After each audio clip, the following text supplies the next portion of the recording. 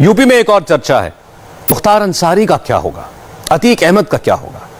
UP में कुल 22,259 अपराधियों पर एक्शन को लेकर कुल 11 अरब 28 करोड़ 23 लाख 97 हजार रुपए की चल अचल संपत्ति जब्त की जा चुकी है।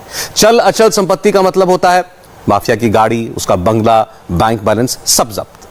यह सिर्फ खबर की एक छोटी सी हेडलाइन है। यूपी में माफिया राज पर चले हथौड़े की पूरी पिक्चर देखिए हमारी इस रिपोर्ट में।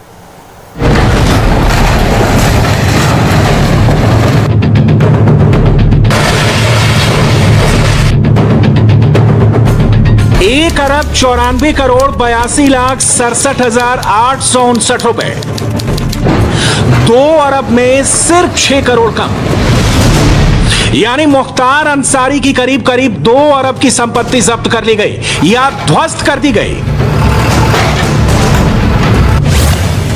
कितने जीरो होते हैं 2 अरब में? 1, 2, 3, 4, 5, 6, 7, 8 और 9 जीरो।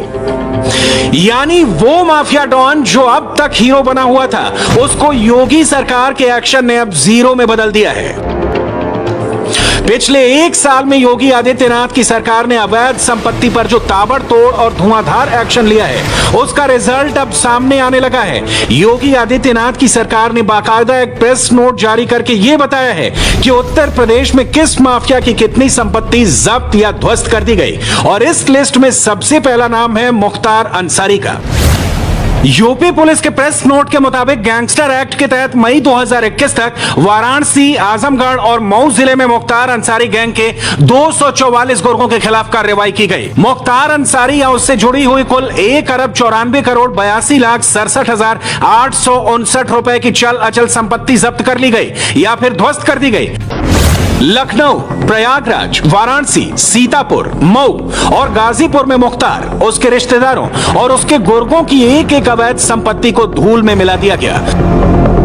यूपी के शहर शहर में इस तरह की डेमोलिशन ड्राइव चलाई गई जिसने मुख्तार अंसारी के अवैध साम्राज्य के पतन की कहानी लिख दी। खासकर अगर आप गाजीपुर और मऊ शहर का दौरा करेंगे तो आपको जगह जगह इसी तरह की इमारतों के मलबे जमीन पर बिखरे हुए दिख जाएंगे।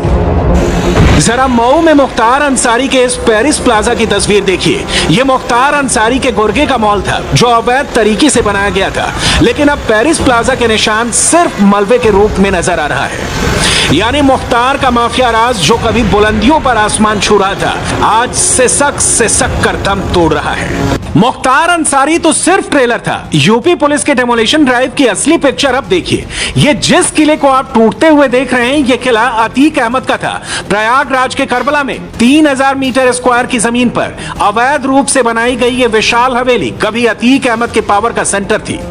ये करबला इलाके में अतीक अहमद का राजनीतिक किला है जिसे ध्वस्त किया गया है।